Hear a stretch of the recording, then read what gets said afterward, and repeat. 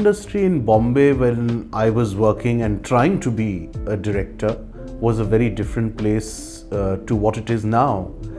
And I would go so far as to say that उस समय ऐसा कुछ भी आपके पास गारंटी नहीं थी कि आप कितने भी साल एज एन असिस्टेंट डायरेक्टर या राइटर इन्वेस्ट करो और उसके बाद आपको डेफिनेटली आपकी खुद की फिल्म डायरेक्ट करने की अपॉर्चुनिटी मिलेगी. So I won't lie, there was a lot of learning, lot of fun, but also lot of frustration, क्योंकि ऐसे कुछ भी आसार नहीं थे कि अब अगली के बाद आपकी बारी आएगी. सो there was that reality which coincided with a family friend who had become the principal of a new school in Bombay, and she needed a substitute teacher for English. And by chance, I happened to get into the classroom to interact with middle school children, and there was a eureka moment because I quickly realized that whatever I've been doing, this is where I belong. So it was a very, very clear and strong indication that teaching, interacting with students, being in a classroom was my purpose on this planet. And after that realization, my wife and I decided to move back to Jaipur, leave the media business and the media world behind. So this is 2012, 2013, 2014. 2014 beginning is when we moved back here. And ये मान के चल सकते हैं that pretty much from the end of 2012 things had become very, very frustrating in Bombay for me.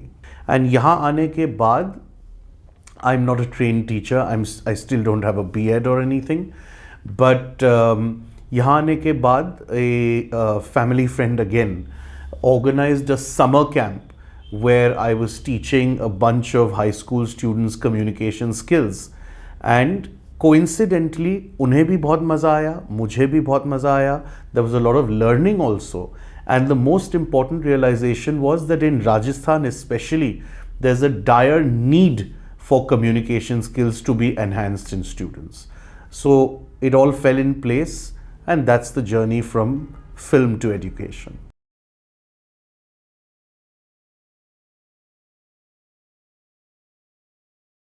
There has been a huge impact of my film education and work experience on my teaching.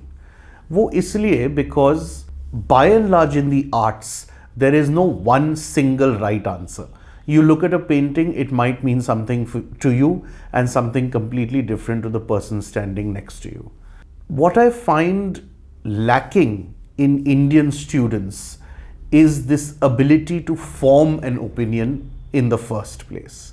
मेरा ये मानना है कि जब से हम छोटे होते हैं, हमसे कम ही पूछा जाता है कि हम क्या चाहते हैं, चाहे वो डिनर में क्या खाना हो या लाइफ में आगे जाके क्या पढ़ना हो, किससे शादी करनी हो, वगैरह वगैरह. इसकी वजह से बाय एंड लार्ज इंडियन और साउथ एशियन स्टूडेंट्स में, बच्चों में, the ability to form opinions and make decisions कहीं ना कहीं लैकिंग है. Film gives you the ability to make up your own mind, to build your own perspective, जिसे अच्छी भाषा में दृष्टिकोण कहते हैं. And that is how I teach my classes. There is a lot of opportunity, room and environment for free thinking, lateral thinking, critical thinking and analytical thinking. There are no right or wrong answers in my class. As long as a student can have reasoning and justification behind his or her opinions, it's all valid. And that is the single biggest contribution from my film education and work experience that comes into my teaching.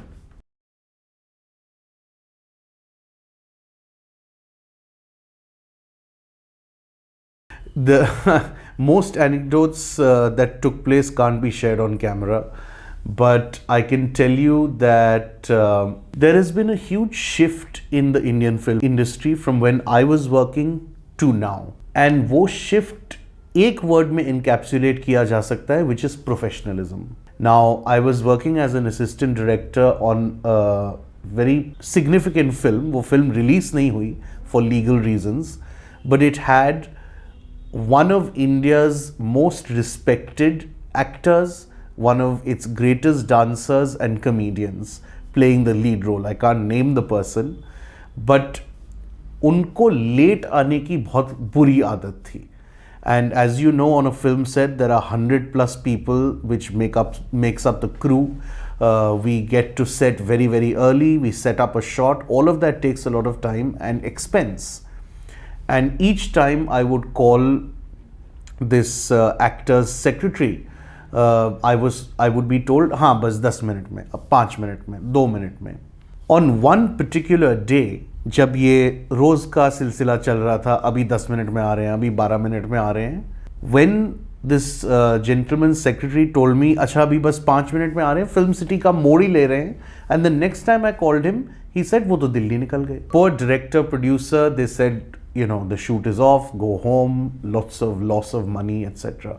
And the next time this gentleman did show up on set, his way of apologizing was, I thought, even more insensitive, because he said, oh, I'm so sorry, get the entire crew kulfi from my side. So I think that incident stayed with me for many reasons.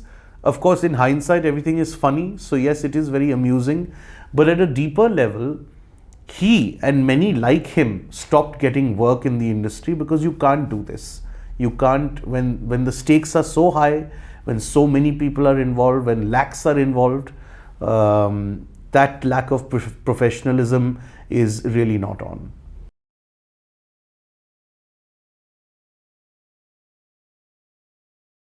I think the biggest takeaway from cinema for students is simply teamwork.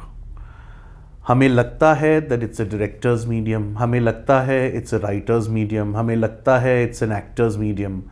But anybody who has witnessed shooting and has seen firsthand the number of people and the collaborative endeavor that it is will immediately understand that without any of those departments, whether it's art, whether it's action, whether it's costume, whether it's makeup, whether it's lighting, whether it's cinematography, उस पूरे प्रकरण में एक भी कड़ी अगर नहीं जुड़ती है with the same shared vision that the director has, that film will either not get made or get made very poorly. So that's the greatest takeaway, teamwork.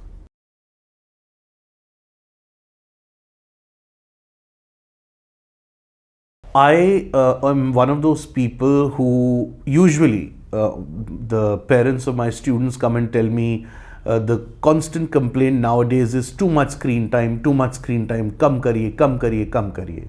I am of the belief that screen is here to stay.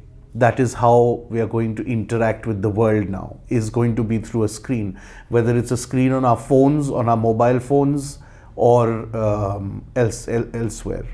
So I don't see it as an enemy, I see it as an ally.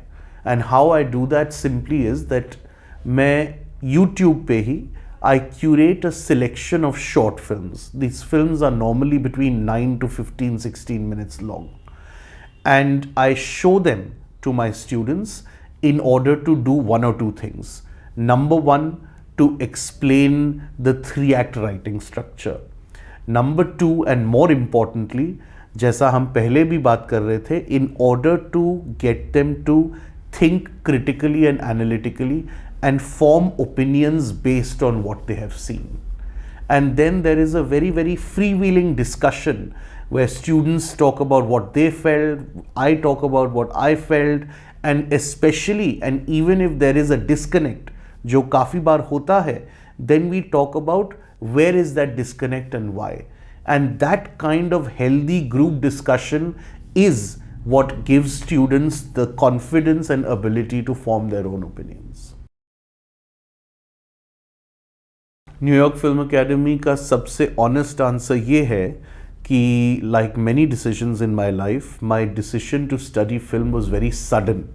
Usually when people are going to any kind of art school, whether it's for painting, dance, music, photography, filmmaking, वो काफ़ी समय से उस बारे में न सिर्फ सोच रहे होते हैं, they have also done a lot of work and created portfolios.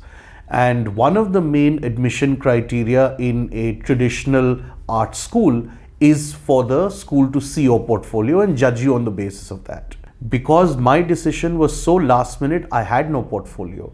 And the New York Film Academy did not require me to submit a portfolio. They only required me to write a few essays and tell them why it was so important for me to study film. So that was one. And the second thing I really enjoyed when I read about New York Film Academy is that traditional art school mein a lot of time is spent on theory of film, history, etc. Here, from the very first week that we were on campus, we were out actually physically shooting. So there was a practical aspect to it which I found missing in a lot of longer degree programs for filmmaking. And at the end of the day, I feel that theory is something that one can self-study also. It is the fact that you're on the floor shooting and that practical experience which is invaluable. And also I went to the LA branch of the New York Film Academy. That decision also was because all the people teaching us in the LA campus were actually film professionals who were working on a day-to-day basis. They were not academicians. वो एक बहुत अलग perspective हो जाता है because an academician will always have a slightly more, a slant towards teaching theory, and people who are working in the industry will bring you a very, very practical perspective.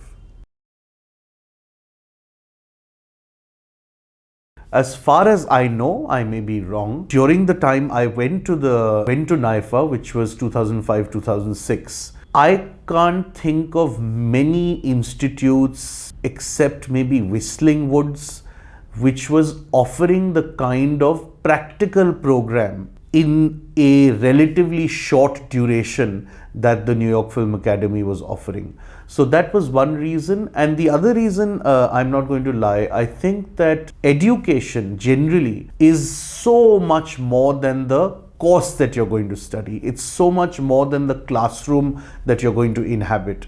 And I always wanted to spend some time abroad to expose myself to all the other things that come as part of your educational experience in a given country.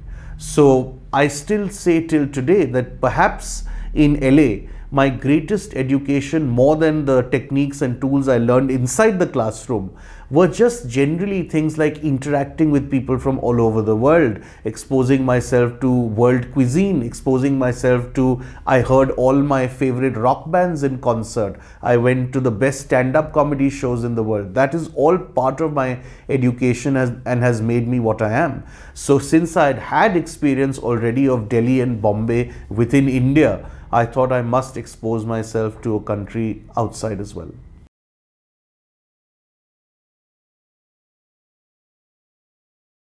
The first advice, however cliche it sounds, is to have a persistence. Persistence के बिना किसी भी art stream में career बनाना थोड़ा मुश्किल है. It's a lonely pursuit, it's a frustrating pursuit. What tends to happen in the arts is that, for example, you graduate with your 10 best friends from school and they go in for something a little more traditional. Let's say they're doing an MBA and then getting a job in the corporate sector.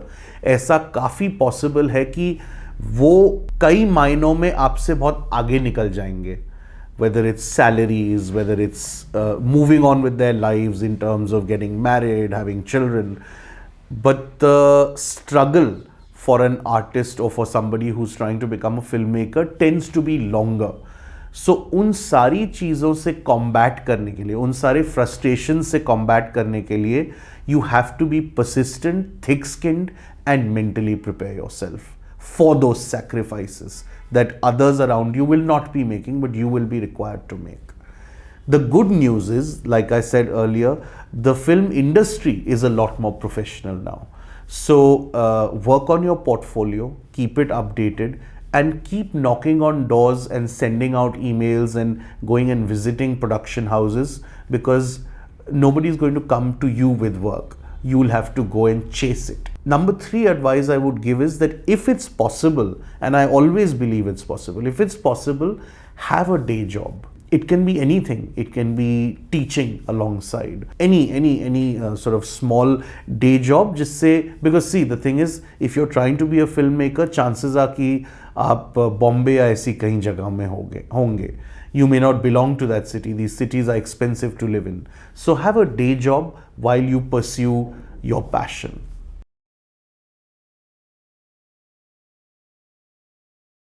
I mean, it's absolutely critical that you ask this question because very few people realize how important it is.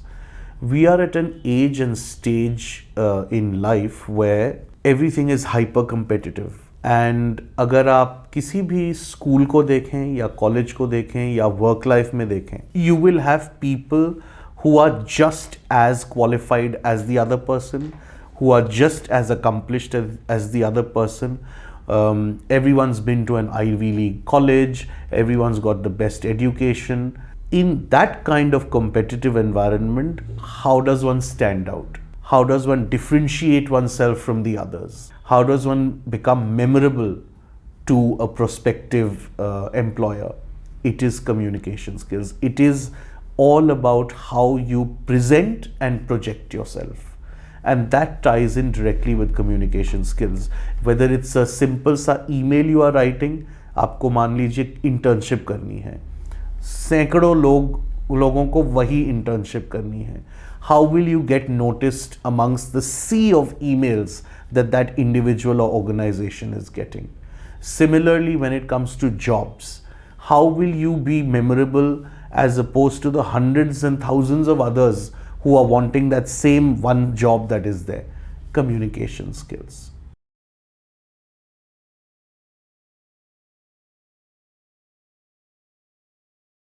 It is a big myth that the hesitation या एक जो जिसे हम थोड़ी सी झिझक कहते हैं in speaking is because people don't have fancy vocabulary. This is the biggest myth that has been propagated, at least in our country.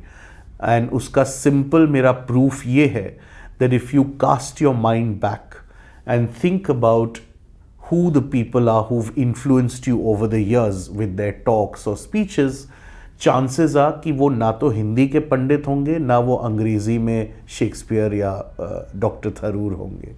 The reason we are memorable is that we have unique life experiences and opinions on certain matters. The inability to form those opinions again goes back to what I had shared earlier. We don't have a culture in which we ask our children for their opinions on several matters. The biggest challenge is this, and I think also it is born from a complete lack of awareness of things that are happening around us. So I address this by two things. Number one, doing tools and activities which force children to form their own opinions, number one. Number two, advising them through certain apps to keep abreast of current affairs, and current affairs at every level. Current affairs hyper locally, current affairs nationally, regionally and globally. Because अगर आपके पास कुछ चीज़ के बारे में बात करने को नहीं होगा तो आप क्या बात करेंगे? So it's a combination of working on their abilities to form opinions along with bolstering their minds with what is going on around them.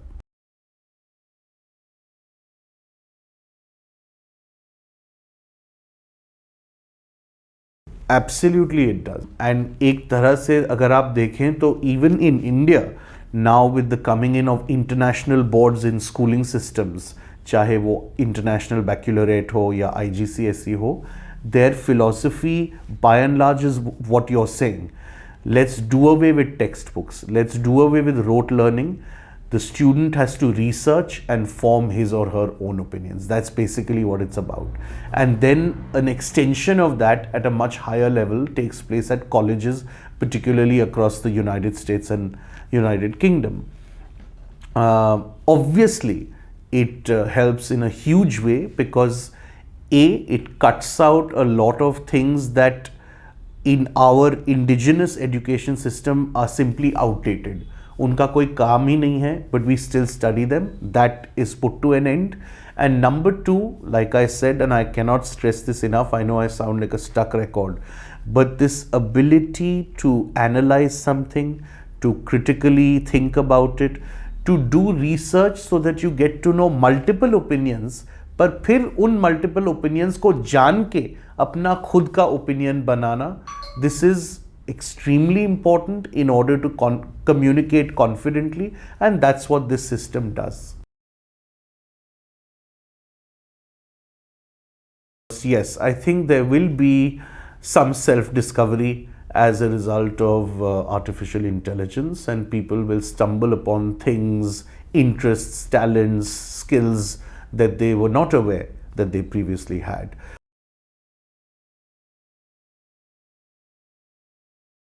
Okay, less expressive. I don't know. See, I'll tell you my general view on AI in terms of writing, and is that I used to always encourage my students, for example, to bring their tablet devices or laptops to class because मुझे paper usage कम करना था.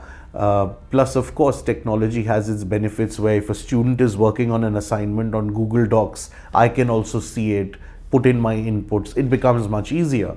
Then recently I found that my students, some of them, thankfully not all of them, were completing assignments in 2 to 3 minutes and giving me. So it was very obvious that they're using AI bots and ChatGPT, etc. I have not banned that happening because the reality seems to be that even at schools, etc., going forward, we will allow AI to be used. The thing is that there will ultimately come a time, I believe, where the amount people express may become lesser, but writers and writing original by humans will still survive because there are limitations to, as of now, there are limitations to what AI can churn out. And so what I'm simply saying is that quantity may reduce, but quality will go up is my simple point.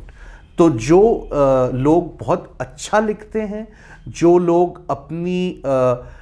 अपने experiences के बारे में और उससे derive करके लिखते हैं, they will flourish and thrive. But for a more general purpose, yes, I think expression may go down.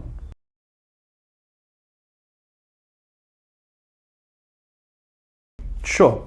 There was a girl, I don't want to take names, but she was, if I remember correctly, in grade 8 or 9. And this was part of a summer camp that I was conducting. So I must have interacted with her for a total of almost a month. In the first week that she came to class, this was a group thing. So there were 4 more students with her. The other 4 students had opened up. They and I had developed a good rapport. We were communicating very openly and freely. This one girl was absolutely quiet, and I had tried everything in my small bag of tricks to get her to open up, but nothing was working. Finally, one day, I think it was in the middle of week 2, that I noticed the watch she was wearing. And I happened to comment on it because I knew that that particular brand and that particular model was very, very sought after by that age group. So knowing that information, I told her, my God, I absolutely love your watch. And that was like a eureka moment. Something inside her switched. I don't know what it was. Maybe she thought that, oh, this old man actually knows what I care about. But उस switch के बाद she became like literally one of the most involved, invested, enthusiastic students of that group. And this is something that I advise across the board, particularly in my teacher training workshops, that we must as teachers make a concerted and specific effort to familiarize ourselves with the world that our students inhabit. Because कई बार ये होता है कि वो जिस दुनिया में जी रहे हैं और हम जिस दुनिया में जी रहे हैं वो बिल्कुल पैरेलल लाइंस होती हैं. They are totally different universes. But what a student is listening to, what are they watching, what are their concerns, what are the brands they love, ये हो सकता है किन लोगों को लगे कि ये तो बहुत ही सुपरफिशियल चीज़ है, but that is how you identify with your students. And if you keep your self abreast of these small little things, you will be able to get through to them. So that is one example. And another, very quickly I'll add, another example was yet another girl, painfully shy, very reserved. And there the strategy simply was, on my part, I had started sharing a lot of personal things about my life, in terms of, what I was struggling with, my health, etc. And it was out of that sharing that she realized that if Sir is so comfortable telling me, I can also be the same, and we broke her out of her shell.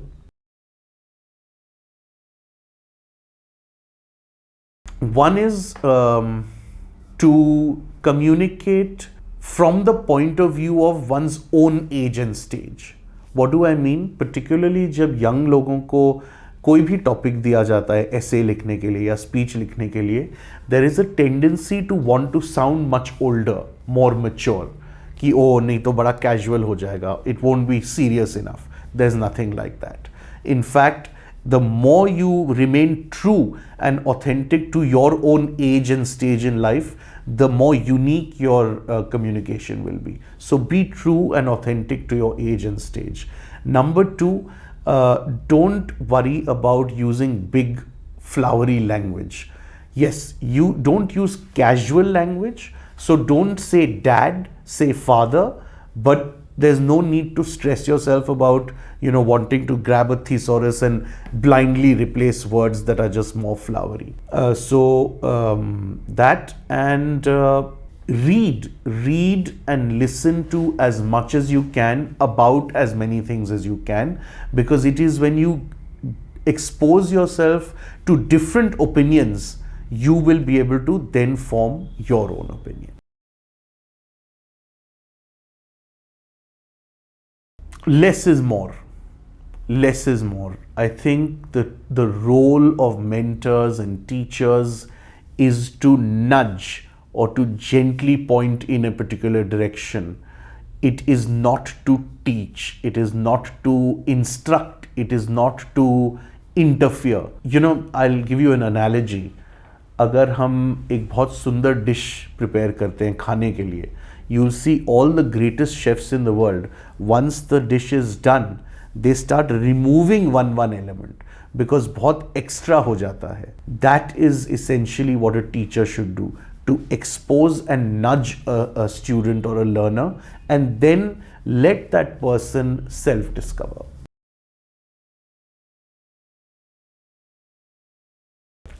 Absolutely. So, in fact, at the cost of losing a lot of money, 90% of my teaching is one-on-one, because the very idea of standardized education disturbs me a little bit. I understand the limitations that schools have. That's why they have to teach in large numbers. But अगर हम किसी भी दो students को साथ में लें, even if they belong to similar background, they go to the same school, they are in the same class, they study the same subjects, even then those two individuals will be vastly different from each other.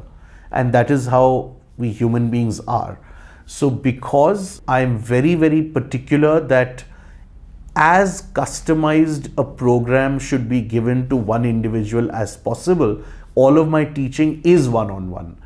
And generally speaking, there's a first session, an orientation session, and an ice-breaking session that I have with that student, where I make him or her play certain games, through which I get a lot of information about that individual.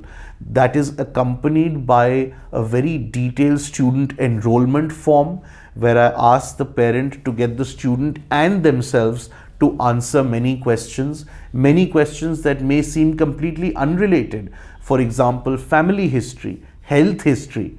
There's a big component of mental health and mental well-being in my classes. So ये सारा मसाला and this information को लेके जो programme मैं design करता हूँ वो in any case केवल उसी इंडिविजुअल के लिए हो सकता है.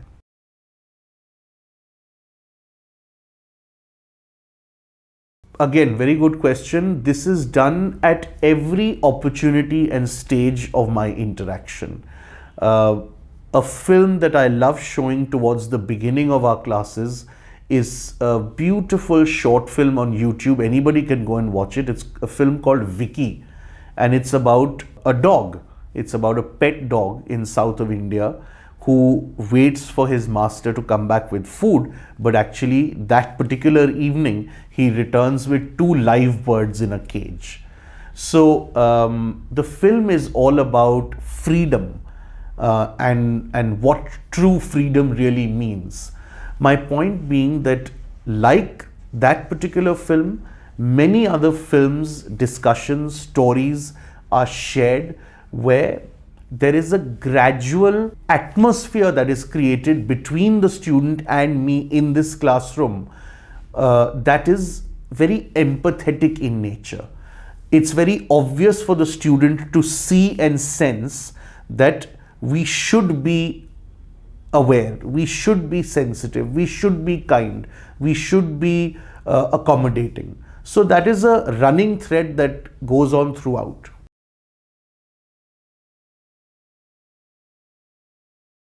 I'm going to give an unpopular answer. I think that the advent of the Jaipur Literature Festival in this city has really kick-started a movement of general upliftment of culture, because now if you have a look at the January-February calendar in Jaipur, on the sidelines of the literature festival also there are many things that happen. There's an art week that happens, there are food tours, all kinds of things. That's all excellent.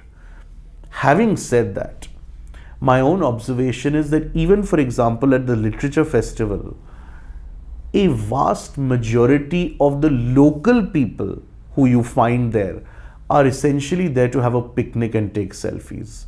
I'm not sure if they are genuinely invested or interested in what's going on or even understand it particularly well. So there has been a change and an evolution, but I think वो एक बहुत ही rarefied audience में हो रहा है. मुझे ऐसा नहीं लगता कि mass proliferation हो रहा है culture का या heritage का. At the same time, there are certain cultural organizations जो बहुत समय से हैं यहाँ पे, वो अपना काम करती जा रही हैं, पर उनको जिस तरह का recognition audience मिलना चाहिए वो नहीं मिल पा रहा है. So I suppose it's happening at two extreme ends, but there's a huge mass of people and population in the middle जो इससे या इससे engage नहीं कर रहे हैं.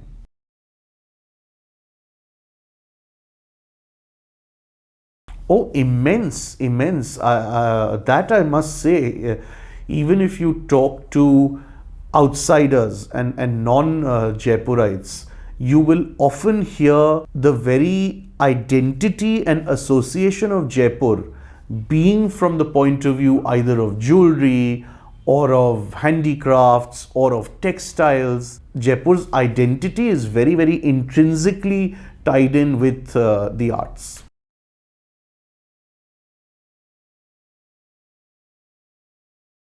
I think we all find our tribe after living in a place for a certain amount of time. One gets to know, whether it's through a book club, whether it's through the friends one has because they tend to be involved in some art form or the other. तो पता लग जाता है regularly क्या हो रहा है. And plus then it's down to one's own interests. One is interested, so one keeps checking. For example, Jawahar कला केंद्र में क्या हो रहा है, जयपुर राजस्थान इंटरनेशनल सेंटर में क्या हो रहा है. One gets to know. Scent of a Woman and Godfather. Recently, Nasiruddin Shah's autobiography, and I'm going to sound very narcissistic, but my own book of poetry, because I find it very interesting to go back and read about how I felt at certain points in time. Freedom. Yeah, it's a problem of plenty, but I'll give you one. Probably Nehru. Writing. People are very late. Math. Beauty. Sparsh. Music. Reading people's minds.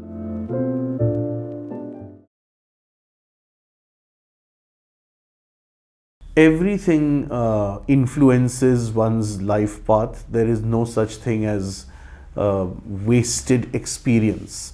And educational experiences themselves, to me, again, is way beyond the courses that I did. But I can tell you that studying literature at college gave me the ability to see things in multiple perspectives,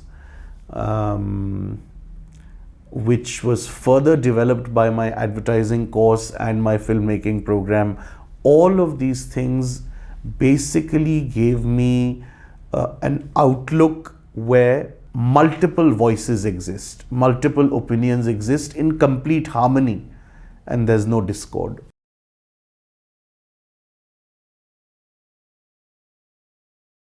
Driveway Devi was something that my wife and I started by chance, actually. We wanted to do a small standalone art show in remembrance of my late mother-in-law, Professor Sadhna Mishra.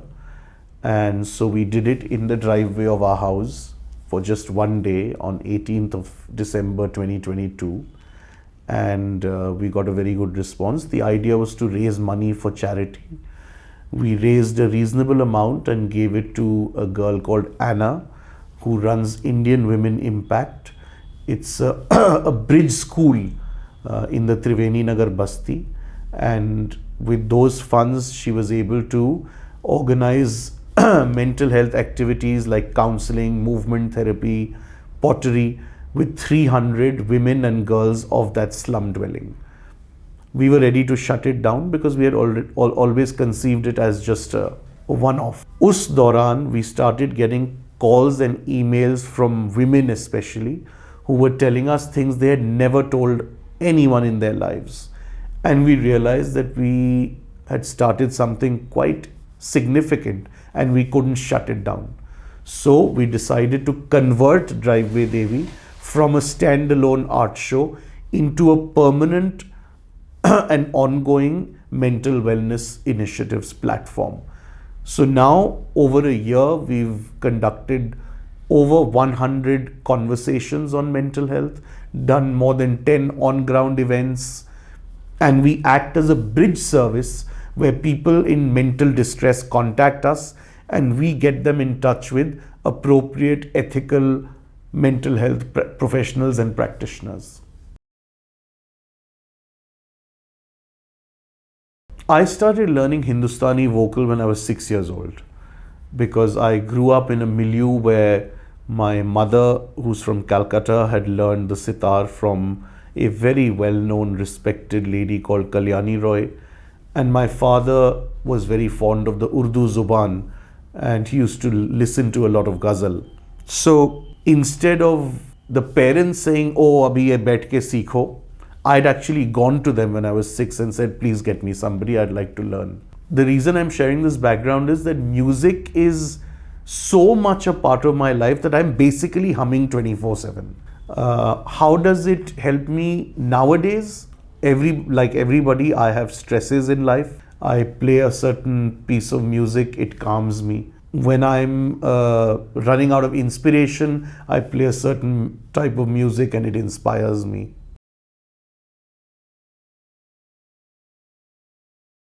I think the chief responsibility of any citizen is to do their little bit in shaping the law of the land. And how can we do that? We can do that by being aware and participative people in the process of democracy.